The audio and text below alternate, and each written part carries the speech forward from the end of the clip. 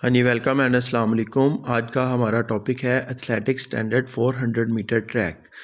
तो ये हमारा जो ट्रैक है इसकी शेप ओवल शेप की होती है और इसकी ऑफिशियली डायरेक्शन जो है नॉर्थ टू साउथ है, लेकिन हम अपनी रिक्वायरमेंट के मुताबिक ख़ुद से भी सेट कर सकते हैं।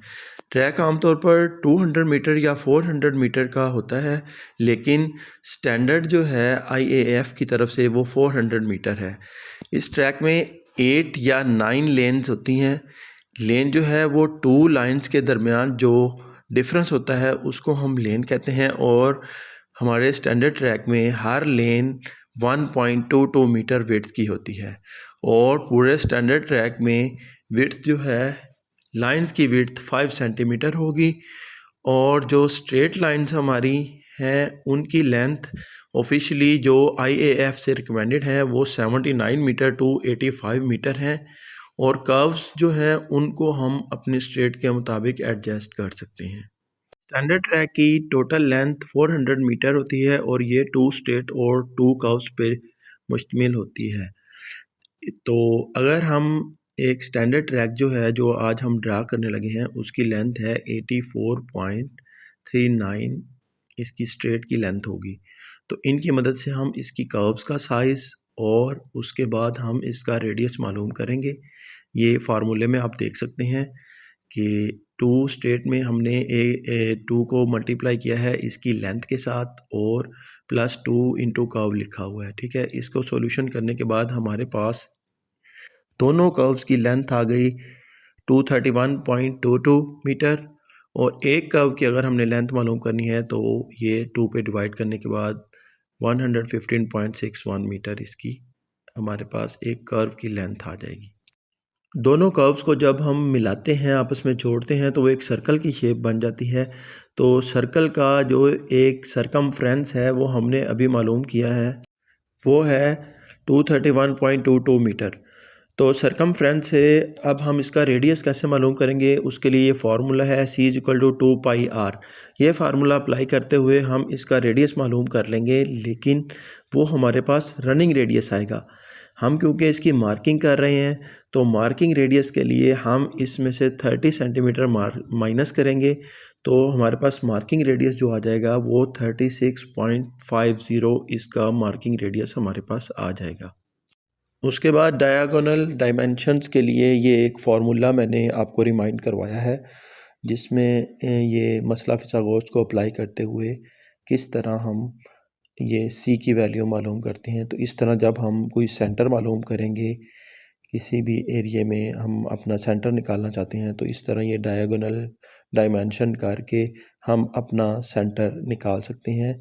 यही फार्मूला अप्लाई करते हुए हम भी अपने ट्रैक का सेंटर फाइंड करेंगे। ये डायगोनल फार्मूला अप्लाई करते हुए हमने अपनी ट्रैक के लिए सेंटर फाइंड किया है। ये हमारा सेंटर, इस सेंटर की मदद से हम 10 मीटर की एक आर्क जो है वो चारों डायगोनल लाइनों पर लगाएंगे।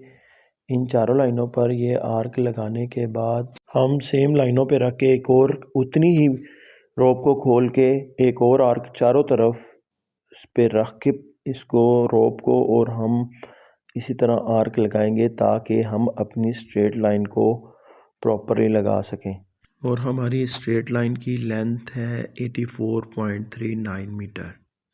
अब हम अपनी स्ट्रेट लाइन के एक सिरे पर एक रोप रख के और दूसरी को डायगोनल जो हमने इसकी लेंथ निकाली है 91.945, इतना हम निशान लगा लेंगे इस A पॉइंट पे रख के B के दाएं बाएं दोनों साइडों पे, और इसी तरह फिर हम B पॉइंट पे रख के A के दाएं बाएं दोनों साइडों पे आर्क लगा लेंगे।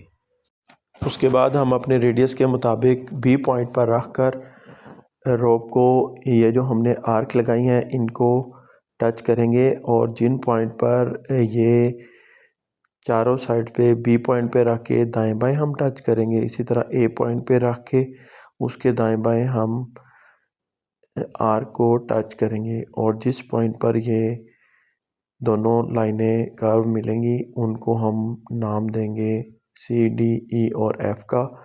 उसके बाद इनको हम C, D को B से होते हुए मिलाएंगे और E, F को A के दरमियान में से होते हुए आपस में मिला देंगे। उसके बाद हम पॉइंट सी को ई से और डी को एफ के साथ मिलाकर हम अपनी स्ट्रेट हमारी जो है वो हमें आ जाएंगी। ये हमारी स्ट्रेट्स होंगी। उसके बाद सेंटर से हम अपने रेडियस के मुताबिक अपनी रोप को खोलेंगे और बी पॉइंट पर हम सी पॉइंट से लेकर ये डायमेंशन अब हम इसके कर्व लगाएंगे जो सी को डी से कर्वी हालत में मिलाएगी। इसी तरह ई को एफ के साथ मिलाएंगे। अब हम सेंटर पॉइंट से प्रॉपरली 1.22 मीटर पे पहली कर्व के बाद अपने तमाम निशानात जो हैं वो लगा लेंगे ताकि हमारी पूरी 8 लाइन कंप्लीट हो जाए। ये निशानात हम इसी तरह नीचे भी लगाएंगे और ऊपर भी लगाएंगे।